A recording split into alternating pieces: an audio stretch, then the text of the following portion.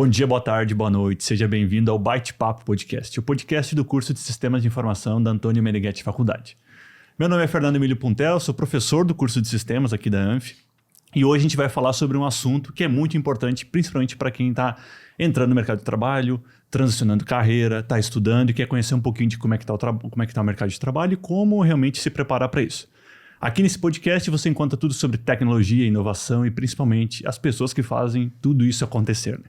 Hoje, com o meu co-host aqui, um orgulho, um aluno meu, um aluno que esteve comigo em algumas disciplinas e hoje eu fico muito feliz de poder dividir esse local aqui com ele, né? Esse profissional já formado na área, né? Já é um colega de trabalho, né? Então, Cairo, peço que tu se apresente para o pessoal e fale um pouquinho do que tu espera na nossa conversa hoje com a nossa convidada. Então, olá pessoal, meu nome é Cairo. Tenho o prazer de ser o co-host hoje aqui do Bate-Papo. E a minha expectativa sobre a nossa conversa de hoje é entender um pouco mais sobre as práticas e como funciona o RH de uma empresa. E também o mais importante é conseguir dicas valiosas para quem está tentando inserir ou crescer aí no mercado de trabalho. Muito legal, muito legal. Então, o Cairo vai ser um representante de vocês aí que está realmente nessa onda para entrar no mercado, né?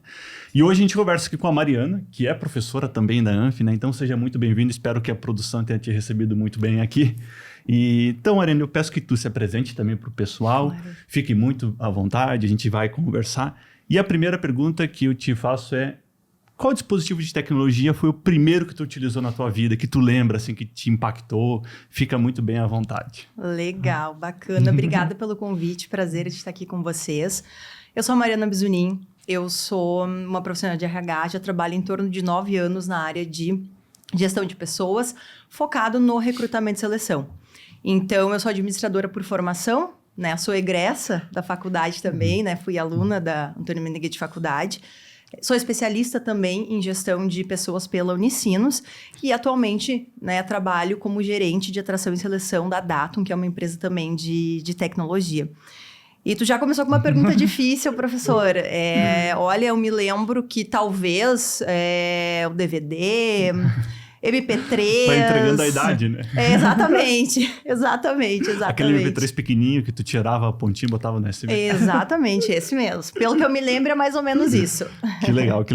E legal que tu comentou que já tá 9 anos nessa área, né? E a gente teve uma pandemia no meio desse caminho. Eu acredito que mudou muito. Eu lembro que eu tava num processo também de processo seletivo e me encontrar, né, porque mudou muita coisa, né? E eu lembro os processos seletivos que eu fazia antes era uma coisa e agora é totalmente outra. Então eu queria, assim, essa tua bagagem que tu tem até pré-pandemia, pandemia e agora pós-pandemia, como é que o que o profissional vai encontrar no mercado quando ele vai se candidatar hoje para uma vaga? Como é que o mercado está, assim? Legal, bacana essa pergunta.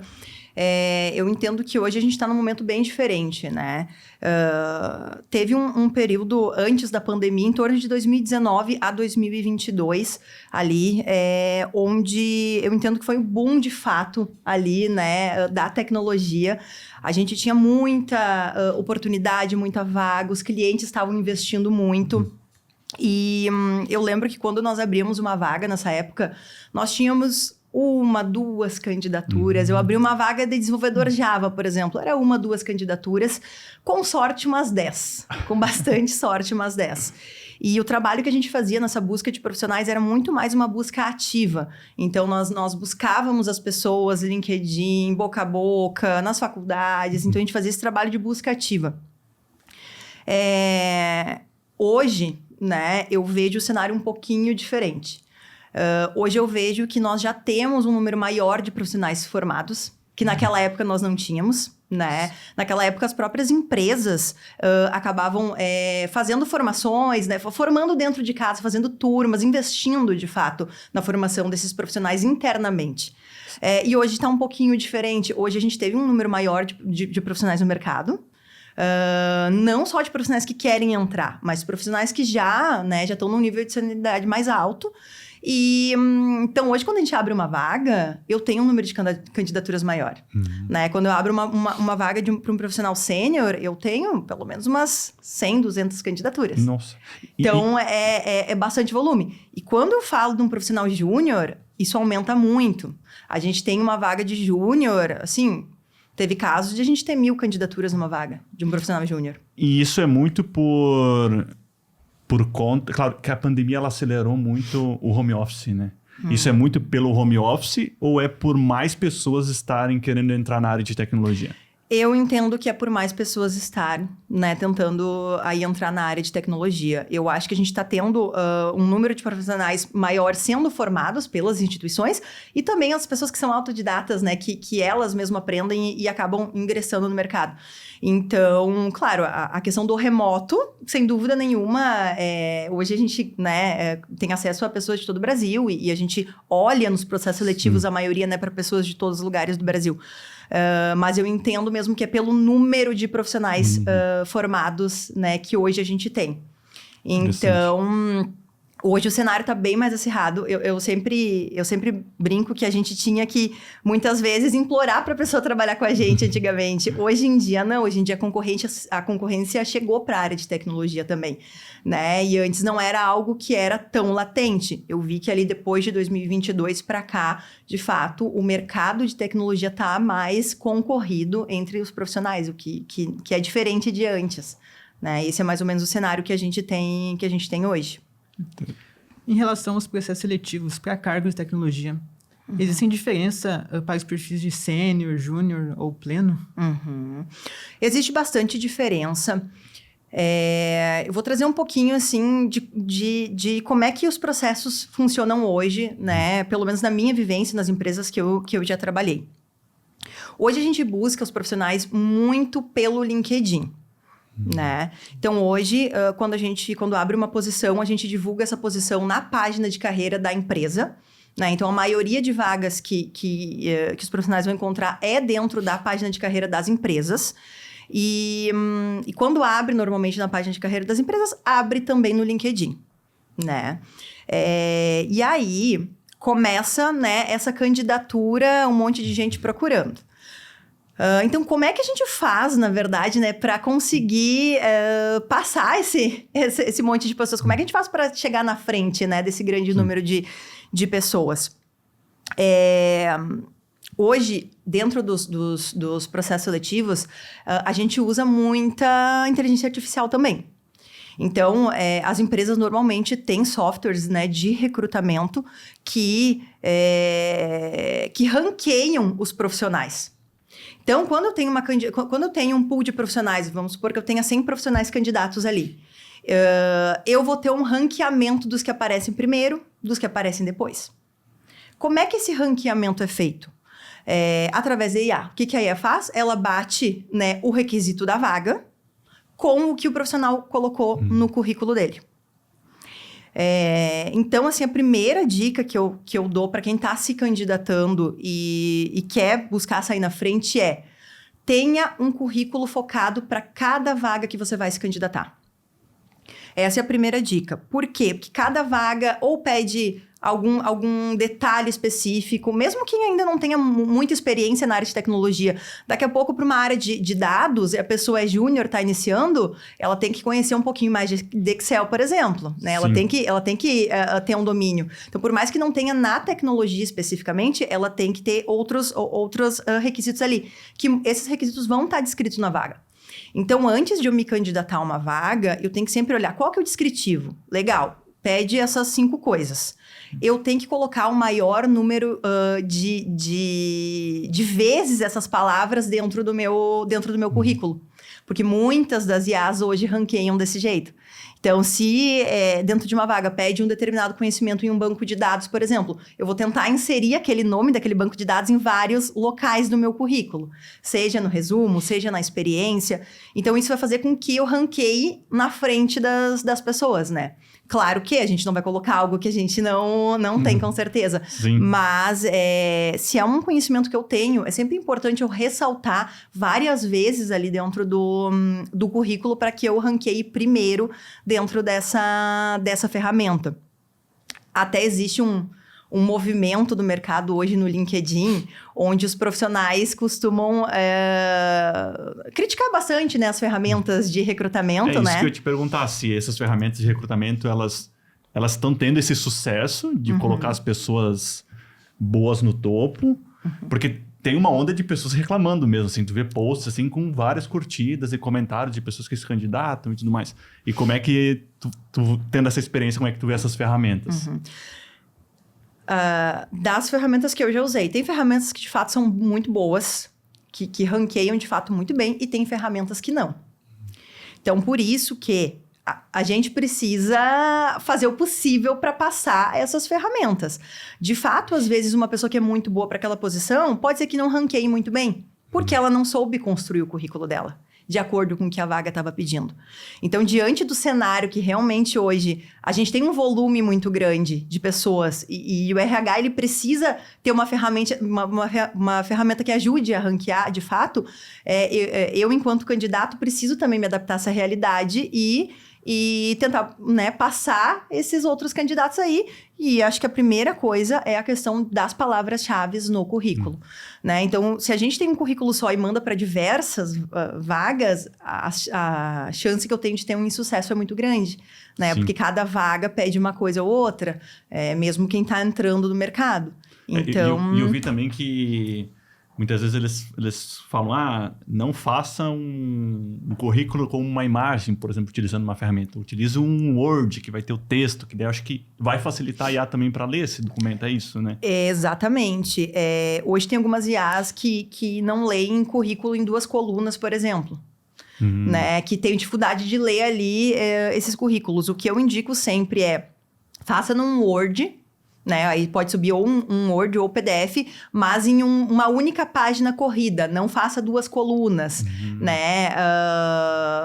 Imagem também. Às vezes tem mais dificuldade de ler. Às vezes desconfigura alguma coisa no momento de subir. Então, quando a gente vai se candidatar via plataforma, o simples é sempre o melhor. O currículo lá no Word, né? Com os subtítulos bem descritos. Então, experiência, cursos, formação, com esses títulos, né? O nome, e-mail, telefone, isso tudo muito bem descrito, ajuda nesse momento da leitura da IA no recrutamento.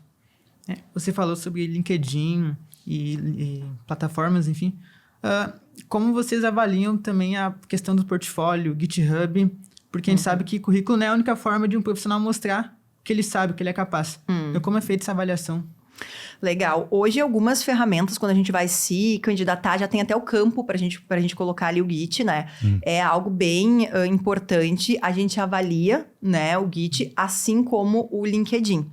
Então, eu vejo que a importância de ter os dois muito bem atualizados é muito grande, né? Às vezes, a gente acaba fazendo projetos por fora, mas não sobe, não atualiza, deixa lá esquecido, né? Então, a gente sempre pede, quando o profissional normalmente não coloca no LinkedIn ou em algum lugar que a gente tem acesso, a gente vai pedir para ele. Então, quando ele já coloca no material, facilita pra gente e ele também sai na frente. É tudo que eu comentei ali. O que a gente puder facilitar, né, a gente ser localizado ali, né, para a empresa melhor e para o candidato também, porque ele sai na frente. E aí tem uma questão também de como se destacar, né? Então, vamos supor que nós fizemos o currículo, tá ali, a escrita tá corrida, tá em um Word, subimos na ferramenta, colocamos as palavras-chave. Mesmo assim, eu ainda vou ter uma concorrência relativamente grande ali, né? Um ponto que eu gosto de frisar bastante vejam quem são os recrutadores das empresas, né? Então, se eu tô me candidatando para aquela empresa, eu vou abrir o LinkedIn e eu vou ver quem é o recrutador. Quem são os recrutadores, né? E eu vou mandar uma mensagem, eu vou chamar, eu vou me fazer perceber, né? Porque, de novo, quando a gente tem um grande número de profissionais, às vezes eu não ranqueei muito bem, às vezes a IALI não me ranqueou muito bem, eu tento outra forma, né, de percorrer ali aquele caminho.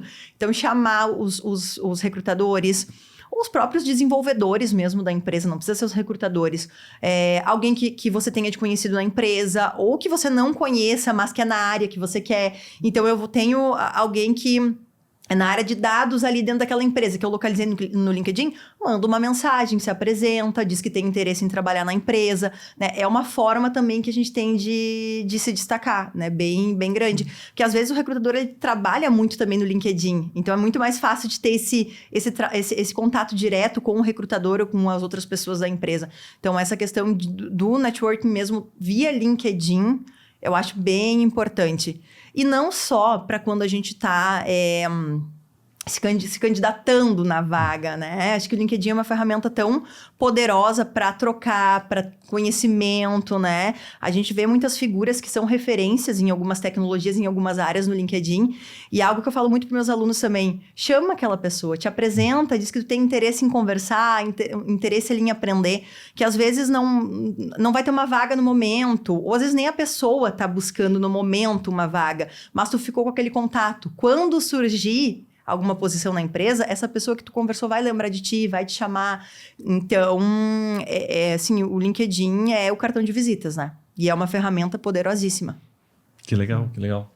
E eu queria ir para um outro lado agora, que a gente comentou bastante sobre a parte do LinkedIn, currículo, a parte técnica, mas eu bato muito na tecla na sala de aula, que a graduação é um momento onde tu precisa também desenvolver teu lado de soft skills, né?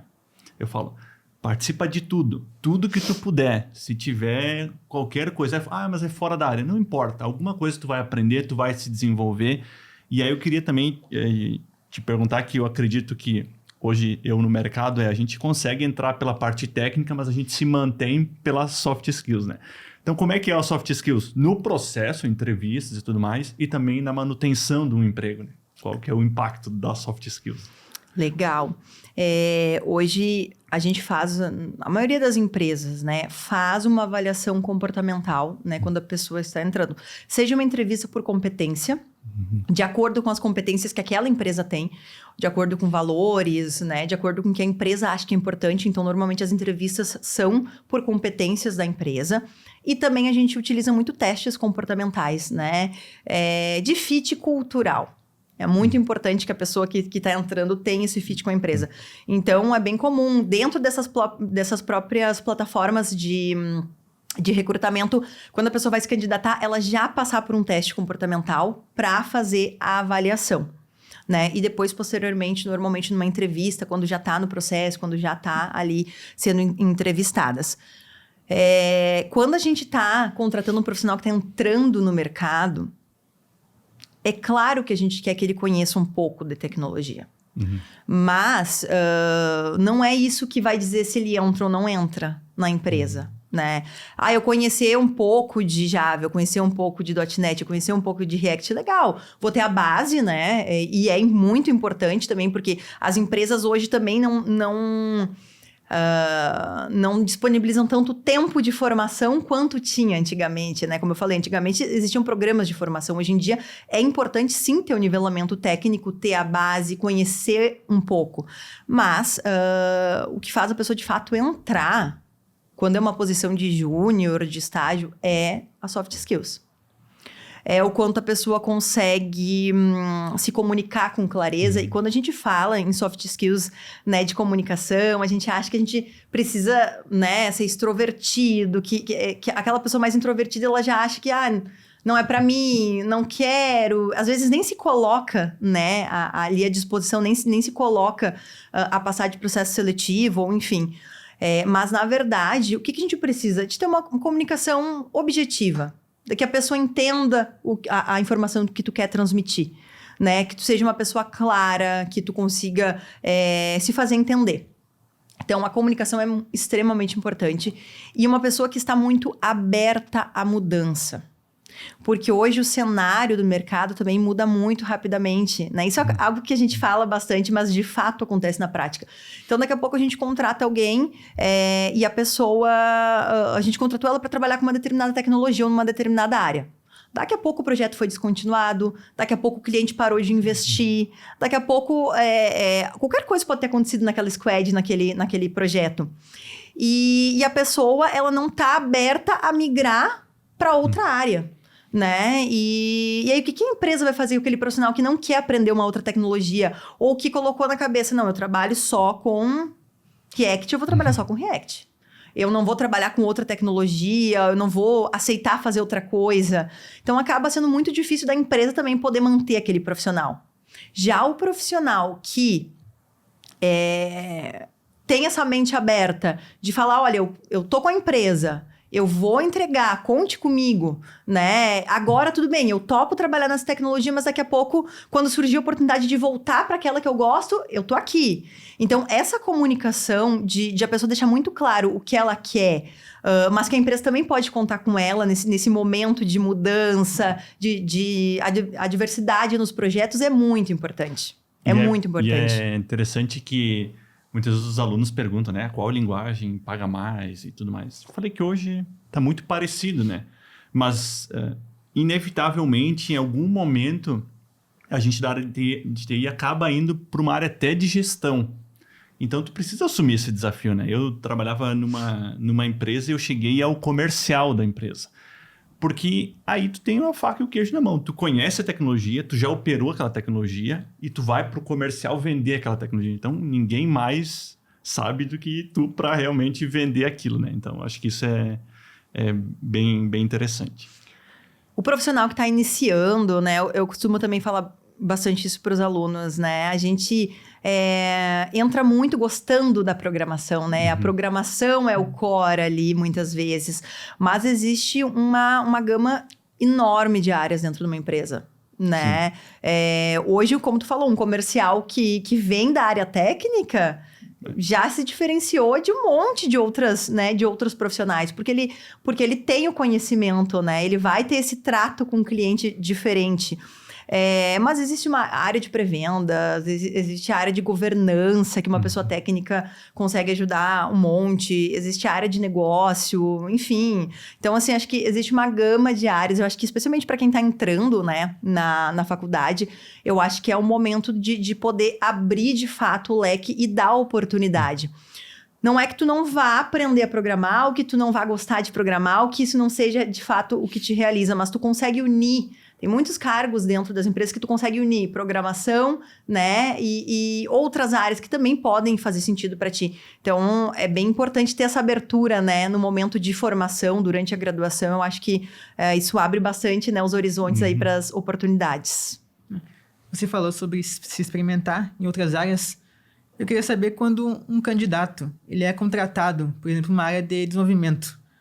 Tem alguma forma de que a empresa usa para monitorar algo assim, para saber, talvez esse candidato se dê melhor na área comercial, se dê melhor na área de gestão. Como isso é feito dentro de uma empresa? Tu diz no processo seletivo, quando ele está entrando. Isso. Avaliação, né? Avaliação de perfil no momento da entrevista, né? Às vezes é muito engraçado, porque às vezes a gente acaba no final da entrevista falando pro profissional. A gente diz, olha, legal tua experiência, talvez aqui, para essa área, né? Porque eu tô precisando, o teu perfil não se enquadre. Mas eu identifiquei em ti um perfil muito comercial, eu identifiquei em ti um perfil, né, mais técnico, ou daqui a pouco um perfil mais detalhista para trabalhar na área de testes. Então, a gente, enquanto empresa, né, a gente costuma dar essas dicas para as pessoas. Por isso que é muito importante a gente participar de processo seletivo. Eu sempre digo, assim, que às vezes a gente não está buscando efetivamente uma posição, mas a gente participar do processo seletivo, ele nos abre para muitas coisas, né? Então, a gente vai ter uma pessoa te analisando ali, né? Analisando tua trajetória, analisando teu perfil e podendo, de certa forma, até te direcionar, né? Então, é muito bacana a gente também poder participar de processos olhando para isso, né? De ter uma pessoa que te ajude ali nesse direcionamento. Né? Mas o que tu perguntou, de fato, é a avaliação comportamental que a gente faz no momento do processo seletivo. E tu comentou bastante sobre entrevistas, né? E eu lembro que teve um momento onde, por eu estar na área tech, eu participei de entrevistas. E aí vinham pessoas assim que, às vezes ele estava deitado no sofá, assim, fazendo entrevista, não tinha um preparo, não tinha um cuidado naquele momento. E o que tu dá como dica para quem quer surpreender positivamente numa entrevista? O que depois fala, nossa, esse é o perfil aqui. Legal.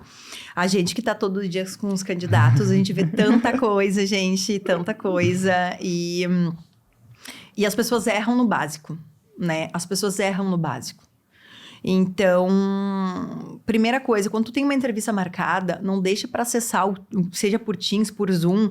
Aí daqui a pouquinho a pessoa vai acessar 5 minutos antes, deu problema, não entrou, né? Tem dificuldade para fazer esse acesso ali na videochamada. Demora um tempão para entrar, aí tu já pontuou negativamente, né? Porque mostra que a pessoa não teve um preparo para entrar para aquela reunião. Né? Segundo, se certificar de que a internet ali tá com uma boa conexão.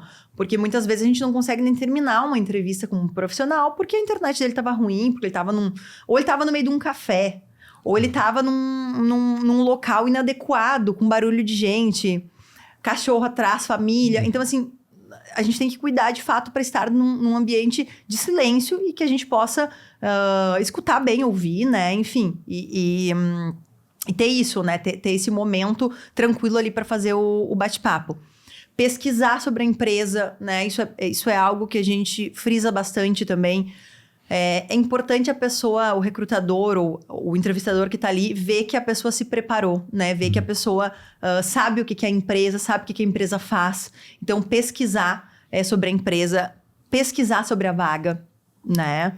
E olhar, de fato, o descritivo das tecnologias. E se eu não conheço, não tem problema, mas eu tenho que ter um plano para conhecer aquela ferramenta. Então, o recrutador ele vai perguntar, tu conhece Excel? Ah, não conheço, nunca trabalhei. Isso é o que a maioria responde. O que a gente espera?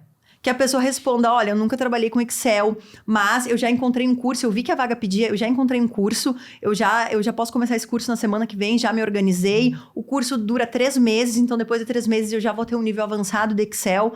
Então, o problema não é eu não conhecer, não é eu não saber. O problema é eu não fazer nada perante aquilo. O desinteresse. É o desinteresse, exatamente. Então, se eu não conheço, eu já vou pronto. Eu já procuro curso, eu já vejo, né, possibilidade ali de pessoas que possam me ensinar e eu já levo isso para a entrevista. Eu já mostro o quão interessado eu tô de fazer parte daquela empresa e daquela vaga.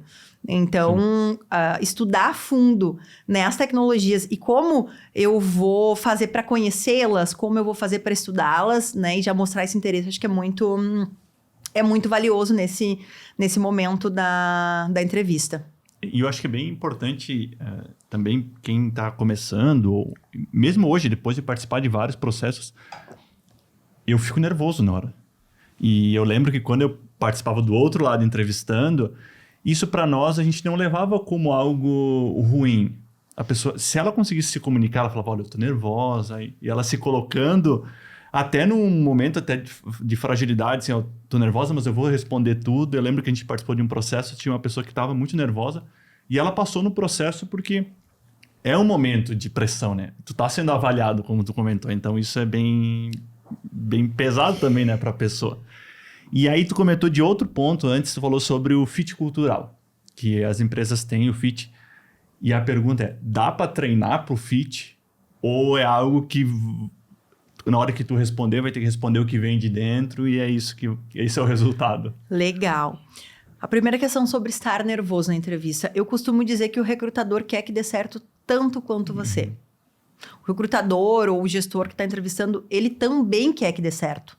Porque para a empresa também é muito mais tranquilo tu entrevistar a primeira pessoa, tem um perfil e vamos contratar. É muito melhor para a gente quer que dê certo tanto quanto o candidato. Então, eu acho que não é um problema. Não é um problema, a gente vê que a pessoa tá nervosa, né? E a gente segue a conversa, segue o bate-papo. É bom a gente dizer que tá nervoso. Que quando a gente diz, a gente deixa a outra pessoa saber, a gente acaba, né, ficando também um pouco mais tranquilo, externalizando aquele sentimento. Então, é muito tranquilo dizer, olha, desculpa se eu gaguejar. Eu tô um pouco nervoso, isso é muito tranquilo e é algo que a gente entende, né, que o profissional passa, porque querendo ou não, né, qualquer pessoa que está sendo avaliada tem esse sentimento. Quanto ao fit, sim, né, eu entendo que parcialmente dá pra gente se preparar. Eu tenho que entender qual que é o nicho da empresa que eu tô me candidatando. É uma empresa um pouco mais tradicional? é uma empresa um pouco mais descolada? Como é que são as pessoas que trabalham nessa empresa?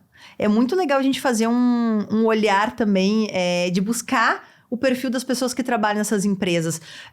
São pessoas que se vestem de uma determinada maneira, né, mais formal, são pessoas que se vestem de uma forma mais descolada, né? Como é que é a comunicação dessas pessoas? Então, eu acho que sim, a gente consegue, em cima, né, dessas pessoas que já trabalham nas empresas, conseguir entender um pouquinho onde eu tô pisando e como que eu tenho que me portar, né? Se for uma empresa mais tradicional, talvez eu não vou fazer algum tipo de brincadeira, ou eu não vou ser tão expansivo na entrevista.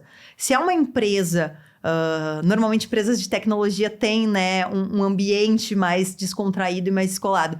Se é uma empresa que eu entendo que tem essa abertura, eu posso, de fato, brincar, né? Eu posso, de fato, estar mais à vontade ali naquele momento. Claro que o recrutador e os gestores que já trabalham há bastante tempo, né, conseguem entender se aquilo é um personagem ou não. Então, a gente tem esse feeling, sim. Mas eu acho que é válido a gente se preparar olhando para as pessoas que já trabalham nessas empresas e entender se a gente se encaixa ali ou daqui a pouco não é também muito, né, o nosso perfil. E até uma dica as pessoas que buscam a empresa no LinkedIn, lá tem algum botão lá, funcionários ou pessoas que trabalham, e ali vai aparecer o perfil das pessoas e as pessoas que têm segunda, terceira conexão contigo. Então, acho que a pessoa pode olhar ali também, né? Exato. E falando sobre essa questão da preparação para a entrevista, a gente sabe que muitas vezes tem perguntas que os candidatos não sabem exatamente o que responder, como vão se sair. Sobre a questão de, me fale um pouco sobre você. Na tua opinião, nessa hora, é melhor o candidato falar algo mais técnico sobre ele ou uma coisa mais pessoal ou comportamental? Uhum. Eu acho que é importante ele ter um pitch rápido sobre tudo. Então, eu costumo perguntar para os candidatos também, me fale um pouco mais sobre você, da forma que você quiser trazer. Porque daí a pessoa vai trazer a forma que ela se enxerga, né? A forma que de fato ela é. Então, eu acho que é bacana ter um pitch, né? Falando nome, de onde as tecnologias que conhece, o que gosta de fazer, o que busca para a carreira, fazer um resumo de fato ali sobre você, um resumo geral, e aí em cima disso a conversa vai se desenvolvendo, em cima do que o recrutador, o gestor ali quer focar, a conversa vai se desenvolvendo. Mas é importante ter um resumo completo, né? Sempre a gente falar a tecnologia que a gente trabalha, o que a gente busca, de onde é que a gente né? Enfim, um resumo geral, e em cima disso a gente vai abrindo, né? Tem também perguntas que são padrão, né? São perguntas batidas. Perguntas como, me fale os 3 principais defeitos, 3 principais qualidades. Essas são perguntas que nem todas as empresas usam, porque cada empresa tem uma metodologia de processo seletivo, mas é importante a gente estar preparado. É importante a gente ter essas coisas na ponta da língua e fazer essa autoanálise, né? Fazer essa autoanálise no que de fato eu sou bom e o que eu acho que eu posso melhorar. E é importante a gente ser sincero, né? Sempre cuidando ali a forma que a gente vai falar, mas é importante ser sincero nesse momento especialmente quando eu vou falar nos pontos que eu tenho a melhorar. Né? Tem que ser sincero, mas o ideal é não usar palavras muito agressivas, né?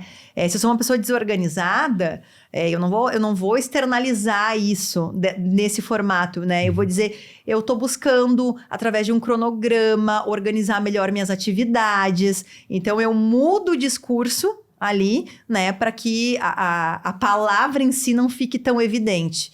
Né? Mas é importante a gente sempre estar preparado para perguntas padrões como essas. Defeitos, qualidades, qual que é o meu objetivo profissional? E não há problema da gente falar que a gente não sabe exatamente a área que a gente quer.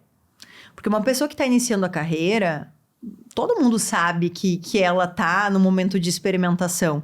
E que às vezes ela pode dizer que quer uma coisa, mas ela também não tem aquela certeza se quer de fato aquela área.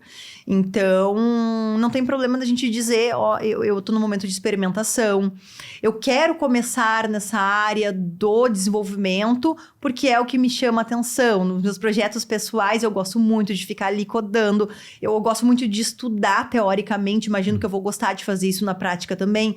Eu tenho que ter um porquê de estar me candidatando para aquela vaga, seja ela técnica ou não.